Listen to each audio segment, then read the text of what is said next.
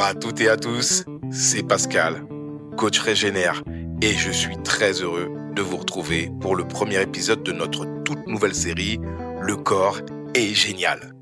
Le corps est génial. Pourquoi ce titre ? Parce qu'on en a marre, réellement, marre d'entendre partout que le corps se trompe, qu'il est malade et qu'il dysfonctionne, alors que c'est tout l'inverse. Marre d'un système de santé qui voit des erreurs là où il y a intelligence d'adaptation. Marre d'un regard médical qui pathologise tous les mécanismes naturels du vivant et qui, pire encore, les sabote avec des traitements qui vont à l'encontre du bon sens. Dans cette série en 6 épisodes, on va renverser les mythes médicaux les plus ancrés. On va démontrer que la majorité des symptômes que l'on croit devoir soigner sont en réalité des stratégies du corps pour survivre dans un environnement inadapté. Et que, au lieu d'écouter avec humilité et d'agir avec sagesse, nous avons l'arrogance crasse de déclarer que le corps fait des erreurs et nous prétendons le corriger et le guérir contre lui-même. Ce sera des petits épisodes ultra efficaces, simples, mais pas simplistes.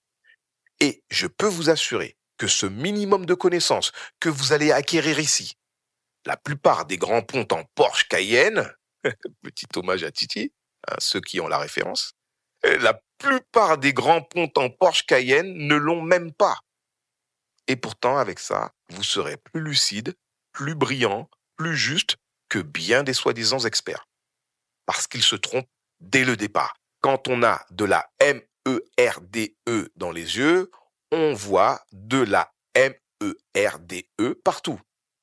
Là encore, petite dédicace à Titi pour ceux qui ont les refs. Quand, depuis le début de ta formation médicale, on te répète que le corps est malade, qu'il est défaillant, qu'il faut l'assister, le contrôler, le corriger, et que toi seul, en blouse blanche, serais le grand sauveur suprême, alors tu te mets à avoir de la maladie partout. Et ça devient pathologique. La vraie pathologie, ce n'est pas ce que le corps manifeste, c'est de croire qu'il fait une erreur.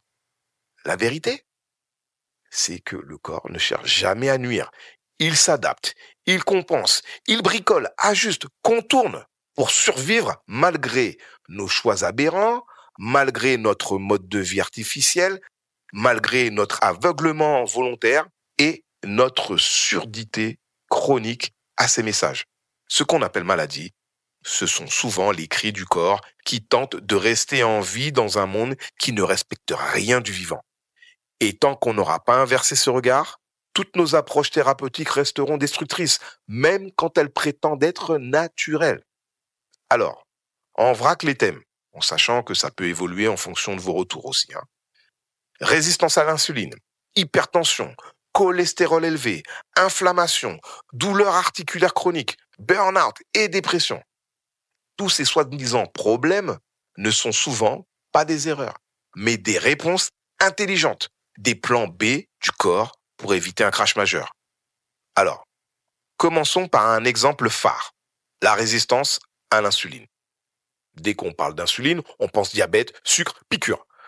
Mais très peu de gens comprennent réellement ce que c'est. Et surtout, pourquoi le corps développe une résistance à l'insuline ? Ce serait pourtant la première question à se poser, non ? Alors, posons-nous-la. D'abord, qu'est-ce que l'insuline ? L'insuline est une hormone produite par le pancréas à chaque repas, mais surtout après la consommation de glucides. Son rôle principal est de faire entrer le glucose dans les cellules, notamment dans les cellules du foie, des muscles et du tissu adipeux. Elle a 2 effets physiologiques majeurs. 1, elle fait baisser la glycémie, le taux de sucre dans le sang. 2, elle bloque la lipolyse, c'est-à-dire qu'elle empêche la combustion des graisses. C'est donc une hormone de stockage et d'épargne des réserves. Mais, et c'est fondamental, la sécrétion d'insuline n'est pas déclenchée uniquement par l'alimentation. Selon plusieurs travaux, dont ceux de Jason Fung, à peine 25 à 30% de la production insulinique totale sur une journée est directement liée aux prises alimentaires. Le stress, par exemple, augmente le cortisol, qui fait monter la glycémie, ce qui appelle une réponse insulinémique en retour. Le manque de sommeil, l'inflammation chronique, l'exposition continue à des signaux alimentaires tels que publicité, odeur, timing régulier, ou même la simple anticipation d'un repas peuvent déclencher une sécrétion d'insuline, sans même avoir mangé. C'est ce qu'on appelle la phase céphalique de la sécrétion hormonale, une sorte de réflexe neuro-hormonal anticipatif. En d'autres termes, vous pouvez déclencher un stockage métabolique simplement parce que votre cerveau croit que vous allez manger. C'est pourquoi, dans une société stressée, privée de sommeil, surexposée à la nourriture et aux écrans, l'insuline reste élevée en dehors même des repas. Et tant que l'insuline est élevée, vous êtes en mode stockage. Même si vous mangez bio, équilibré, végétarien ou céto, le corps fonctionne comme un thermostat, ou plutôt comme un régulateur de flux. Le poids corporel, tout comme la glycémie, ne sont pas laissés au hasard. Ils sont régulés par des boucles de rétrocontrôle homéostatiques, complexes, impliquant des interactions hormonales, nerveuses et comportementales. Thierry l'explique souvent, d'ailleurs, avec une image simple et parlante. Le corps fonctionne comme un thermostat. Il a un point de consigne, un point d'équilibre, et il fait tout pour y rester. C'est ce qu'on appelle en physiologie le set point énergétique ou point de consigne pondéral. Par exemple, quand vous mangez plus que vos besoins, le corps augmente spontanément votre dépense énergétique. Vous bougez plus, vous avez plus chaud, thermogénèse augmentée, bien entendu, et vous accélérez inconsciemment. Au contraire, quand vous mangez moins, le corps ralentit votre métabolisme, diminue la température corporelle, réduit la thyroïde et déclenche la faim. Le but, revenir à l'équilibre. Votre corps va tout faire pour revenir à l'équilibre, à un point cible. Alors, écoutez bien l'exemple que je vais vous donner, il est fondamental. Le contrôle de la masse pondérale est inconscient et d'une précision redoutable. Prenons un exemple concret. Imaginons une personne de 45 ans qui prend 1 kg de graisse par an, ce qui est extrêmement courant à partir de cet âge, surtout avec une vie sédentaire. 1 kg de graisse corporelle, c'est environ 7700 kilocalories de surplus accumulés sur l'année. Maintenant, comparons cela à la prise alimentaire annuelle totale d'un adulte moyen. En moyenne, une personne consomme 2000 à 2500 kilocalories jour, soit environ 900 000 kilocalories par an. Alors, faisons le calcul. 7600 kilocalories de stockage involontaire sur 900 000 kilocalories ingérées, ça représente moins de 1% de mauvais calcul énergétique sur l'année. 0,85% pour être précis. Et ramené à la journée, cela correspond à environ 20 kilocalories de surplus quotidien, soit moins d'une demi-cuillère à café d'huile, moins d'un carré de chocolat, ça vous parle ça, moins que l'erreur de comptage de calories d'un simple étiquetage. Conclusion ? Si un écart aussi infime conduit à une variation pondérale d'1 kilo par an, c'est bien que le poids est régulé à la marge près. Et surtout, aucune volonté humaine consciente ne peut contrôler un système avec une telle précision millimétrique. Il ne s'agit pas de volonté ni de moralité alimentaire, il s'agit de régulation automatique. Cela montre bien que le poids corporel est sous contrôle hormonal et neuro-végétatif. Que l'organisme ajuste en permanence la faim, la satiété, la température, le niveau d'énergie, le métabolisme de base. Et que tout cela échappe au contrôle de la volonté. Si on grossit, ce n'est pas qu'on mange trop, c'est que le point de consigne a été déréglé. Et l'insuline chronique est l'un des plus grands faussaires de ce système. Ce point de consigne est réglé par vos hormones. Par vos hormones. Et c'est ici que la science moderne et l'observation empirique se rencontrent. Le point de consigne n'est pas figé, il est modulable et il est défini par votre environnement hormonal. Parmi les hormones qui influencent ce thermostat, l'insuline, soit l'hormone de stockage, pancréas, la leptine, l'hormone de satiété, tissu adipeux, le cortisol, l'hormone du stress, là on est sur les surrénales, la gréline, l'hormone de la faim, estomac, la T3 libre, l'hormone active de la thyroïde, qui régit en gros le métabolisme de base. Quand l'insuline reste chroniquement élevée par grignotage, stress, repas fréquents, alimentation ultra transformée, alors elle désensibilise les récepteurs de la leptine dans l'hypothalamus. Et c'est là que tout bascule. Insulinorésistance plus leptinorésistance est égale à dérèglement du thermostat. L'hypothalamus, chef d'orchestre de la régulation hormonale et pondérale, reçoit alors des signaux faussés.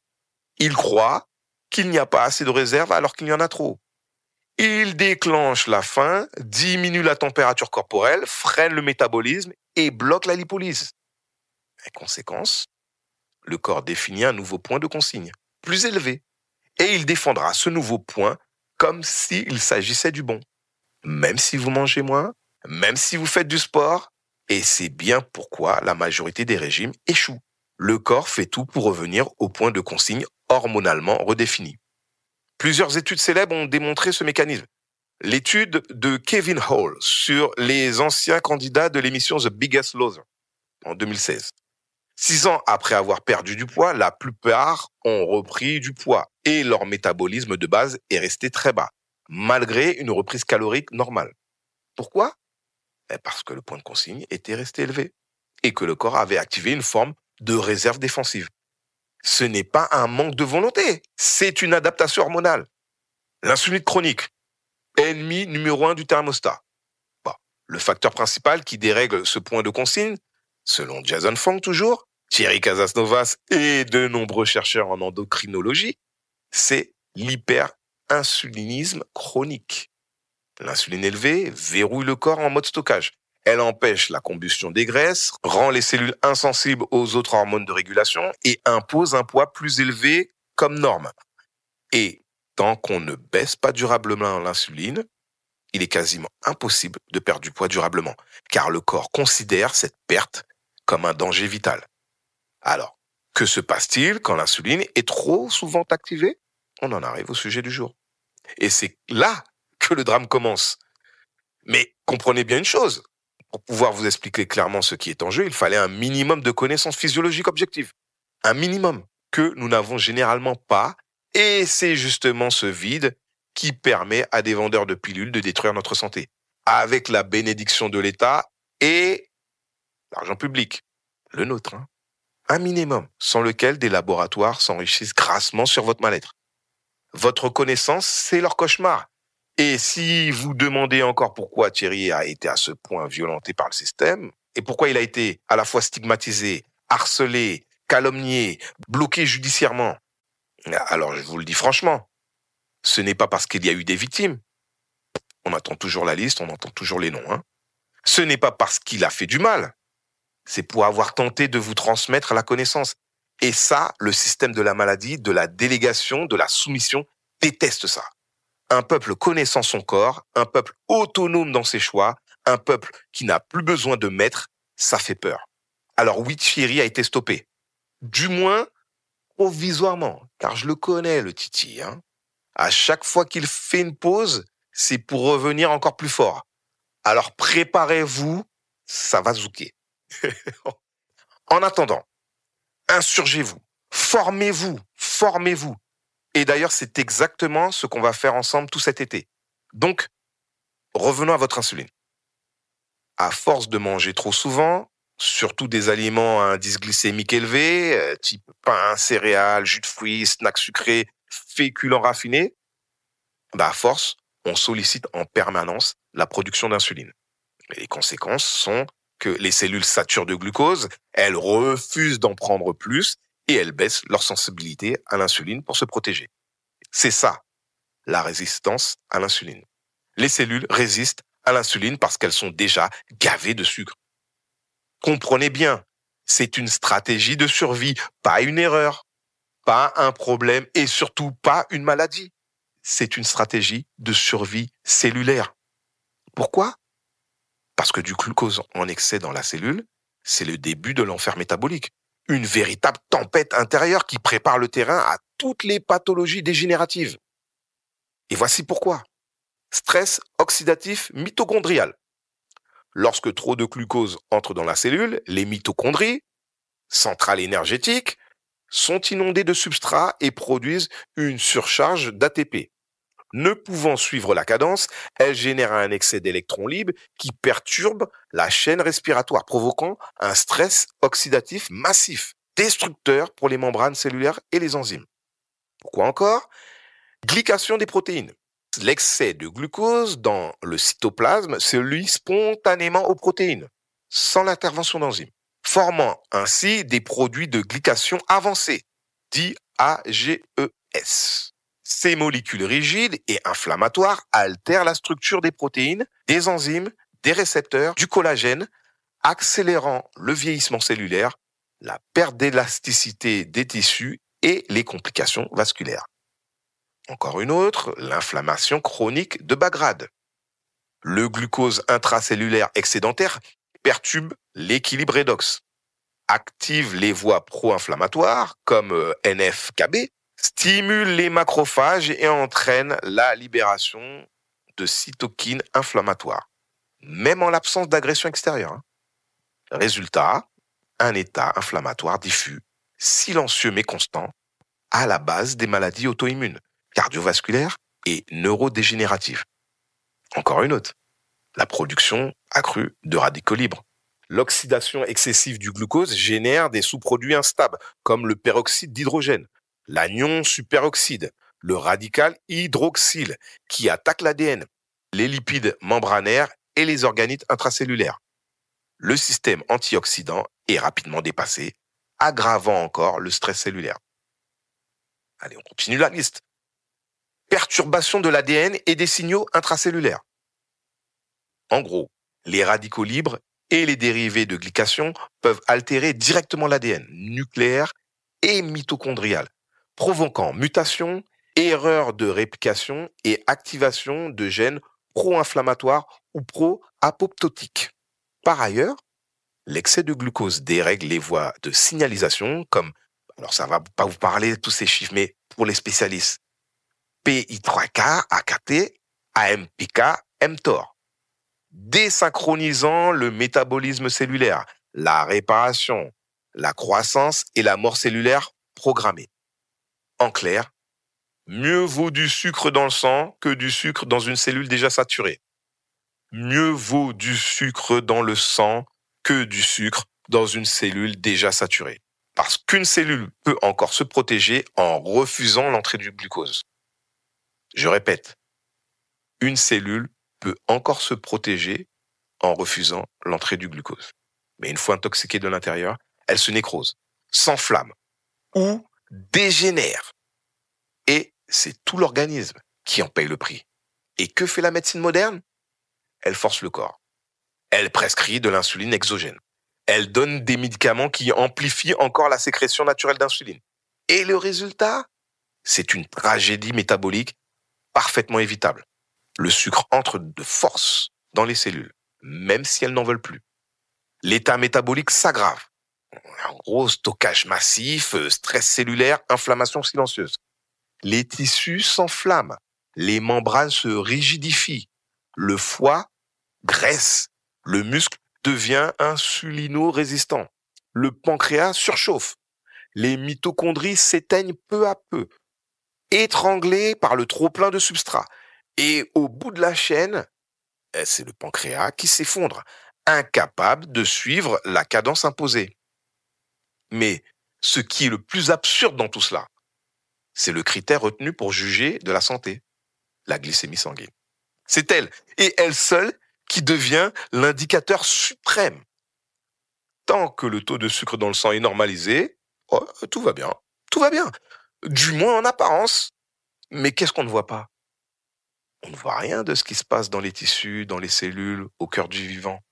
On ne mesure pas le glucose intracellulaire, on ne mesure pas le stress oxydatif, on ne mesure pas les dégâts mitochondriaux, on ne mesure pas le terrain. C'est comme si on passait un coup de balai sur le carrelage et qu'on foutait toute la poussière sous les meubles. Ni vu, ni connu. Le sucre a disparu du sang. Bravo, mission accomplie. Mais il infeste désormais les cellules. En silence.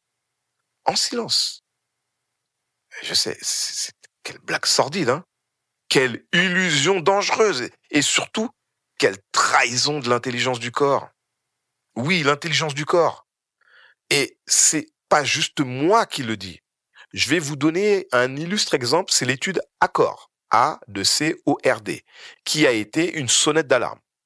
Dans l'étude ACCORD, Action to Control Cardiovascular Risk in Diabetes, datant de 2008, on a voulu normaliser agressivement la glycémie chez les diabétiques de type 2 en augmentant les doses d'insuline. Résultat, le groupe traité intensivement a connu une surmortalité significative, au point que l'essai a été interrompu prématurément. Conclusion, ce n'est pas la glycémie élevée en elle-même qui tue, c'est le fait de forcer artificiellement le système. L'obésité, un dérèglement hormonal, comme ça va dédramatiser et déculpabiliser. L'obésité, c'est un dérèglement hormonal. Le néphrologue Jason Fung insiste, l'obésité n'est pas une pathologie de surconsommation, c'est une pathologie de stockage. On ne devient pas obèse parce qu'on manque de volonté. On le devient parce que le système hormonal a été déséquilibré. Insuline élevée chronique, cortisol élevé, ça c'est le stress généralement, rythme circadien perturbé, jeûne absent, grignotage constant. Et une fois que l'insuline reste élevée toute la journée, à cause des grignotages, des repas trop fréquents, du stress ou de certains médicaments, le corps entre en mode stockage permanent. C'est comme si on laissait l'interrupteur du stockage allumé en continu. Pourquoi ? Parce que l'insuline bloque l'accès aux graisses de réserve. Elle inhibe la lipolyse, c'est-à-dire la capacité du corps à décomposer ses propres graisses pour produire de l'énergie. Tant que l'insuline circule à un niveau élevé, le message est clair. On est en mode abondance et inutile d'aller chercher dans les réserves. Même si paradoxalement vous mangez moins de calories ou que vous êtes au régime, le corps ne va pas puiser dans ses graisses, il va ralentir son métabolisme, vous donner faim, vous rendre irritable, fatigué, frileux. C'est pourquoi la majorité des régimes hypocaloriques échouent. On baisse les apports, oui, mais on ne baisse pas l'insuline. Et tant que l'insuline reste élevée, le corps refuse de se déstocker. À l'inverse, un corps à insuline basse, grâce au jeûne intermittent, à une alimentation à faible fréquence glycémique, au repos, au sommeil profond, on peut mobiliser ses graisses, retrouver sa flexibilité métabolique et revenir naturellement à un équilibre pondérable, stable. En clair, ce n'est pas la quantité de calories qui compte, c'est l'environnement hormonal dans lequel ces calories arrivent. Un corps à insuline haute stocke, un corps à insuline basse déstocke. Et cette simple phrase devrait suffire à renverser la majorité des régimes modernes. Pourquoi les repas fréquents entretiennent la résistance ? Chaque prise alimentaire, même un snack sain, stimule la sécrétion d'insuline. Et c'est la fréquence, bien plus que la quantité, qui pose problème. Si vous mangez 5 ou 6 fois par jour, même en petite quantité, si vous grignotez même des noix ou une pomme entre 2 repas, si vous buvez un jus ou un lait végétal sans sucre ajouté en dehors des repas, vous ne laissez jamais à l'insuline le temps de redescendre. Et résultat, le foie continue à stocker, la combustion des graisses est bloquée et la résistance à l'insuline s'installe progressivement, parfois sans aucun signe visible. Mais ce n'est pas tout. Ouais, ce n'est pas tout. Le stress aussi fait grimper l'insuline. Le revoilà, lui. Revoilà le stress. Ce que l'on oublie trop souvent, c'est que l'alimentation n'est pas la seule responsable de l'élévation de l'insuline. Le stress chronique est un facteur majeur, souvent invisible, qui entretient le même cercle vicieux. Voici comment ça fonctionne. Le stress active l'axe hypothalamo-hypophyso-surrénalien, ce qui augmente le cortisol, l'hormone de l'adaptation à un danger. Le cortisol, lui, provoque une élévation de la glycémie. Le foie libère du glucose pour alimenter la fuite ou le combat. Et cette glycémie élevée appelle une réponse insulinique. Même sans manger, même à jeun, un stress prolongé peut maintenir une insuline élevée. Incroyable, hein ? Même sans manger, même à jeun, un stress prolongé peut maintenir une insuline élevée. Et pire, ce stress peut s'ajouter aux effets des repas fréquents, aggravant encore la résistance métabolique. Cela signifie que un travail stressant, une mauvaise nuit, une inflammation latente, un conflit émotionnel non digéré peuvent maintenir une insuline élevée en continu sans que vous ne mangez quoi que ce soit de mal. En clair, ce n'est pas seulement ce qu'on mange qui dérègle l'insuline. C'est aussi le contexte dans lequel on vit. C'est pourquoi un programme de régénération qui vise l'équilibre métabolique ne peut pas faire l'impasse sur le stress, le sommeil, la respiration, le repos et la sécurité intérieure. Alors, vous allez me dire, Pascal, la solution, moins manger? Ouais, mais surtout moins souvent. C'est là que le jeûne intermittent entre en scène.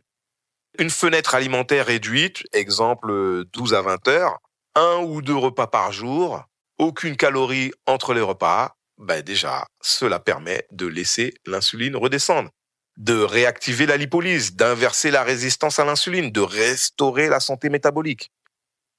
Donc, résumons.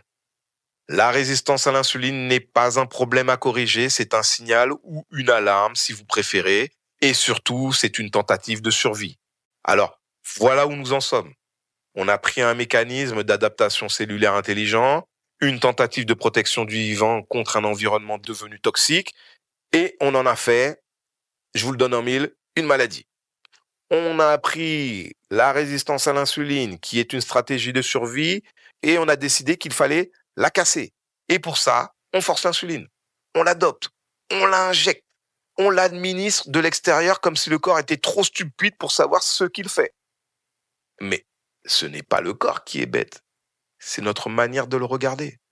Le problème, ce n'est pas le sucre dans le sang, c'est le sucre partout ailleurs, dans les cellules, dans les mitochondries, dans les tissus. Mais comme on ne le mesure pas, on fait semblant qu'il n'existe pas. C'est comme foutre la poussière sous le tapis et dire que c'est propre. L'absurdité de cette médecine, c'est qu'elle ne cherche pas à comprendre, elle cherche à normaliser. Et dans cette obsession du chiffre normal, elle détruit l'intelligence biologique. Et quand le corps résiste, alerte, s'adapte, on dit qu'il dysfonctionne. Et plutôt que d'écouter, on le corrige, on le force, on le fait taire jusqu'à ce qu'il tombe en panne. C'est ça la médecine moderne. Un système qui confond le signal avec le problème et le symptôme avec la pathologie. Et pendant qu'on prétend soigner, on empêche le vivant de faire son travail. Alors, aujourd'hui, avec cet épisode, vous avez vu qu'il est possible de comprendre autrement, de sortir de cette logique stupide du corriger le symptôme à tout prix. On a vu aujourd'hui qu'on peut poser un autre regard, un regard vivant, cohérent, systémique, intelligent. Et vous savez quoi? Ce regard, vous ne le devez pas à un diplôme. Vous le devez à votre bon sens, à votre curiosité, à votre capacité à remettre en question l'ordre établi. Et c'est ça qui les dérange. Parce que quand vous comprenez votre corps, quand vous cessez d'avoir peur de lui, quand vous ne déléguez plus aveuglément votre santé, vous devenez libre. Et un être libre, ça ne se vaccine pas sans raison, ça ne se bourre pas de pilules, ça ne rentre pas dans une boîte de malade chronique. Alors oui, la résistance à l'insuline n'est pas un bug. Oui, c'est une réponse brillante à un excès permanent de sucre et de stress. Et la solution, ce n'est pas de faire taire le symptôme. C'est de changer de rythme, de relation à la nourriture, de manière de vivre. C'est simple, c'est logique, c'est physiologique. Mais c'est révolutionnaire parce que ça remet en cause tout le paradigme médical actuel. Et c'est exactement ce qu'on va faire dans cette série. D'ailleurs, prochain épisode, l'hypertension. Vous allez voir qu'elle aussi, ce n'est pas une maladie, c'est un message. Alors, restez avec moi. Et surtout, ne lâchez jamais votre pouvoir. Jamais, jamais, jamais. Parce que le corps est génial. Le corps est génial et donc, vous aussi. J'avais dit qu'il serait court, c'est raté. On essaiera de faire mieux la prochaine fois.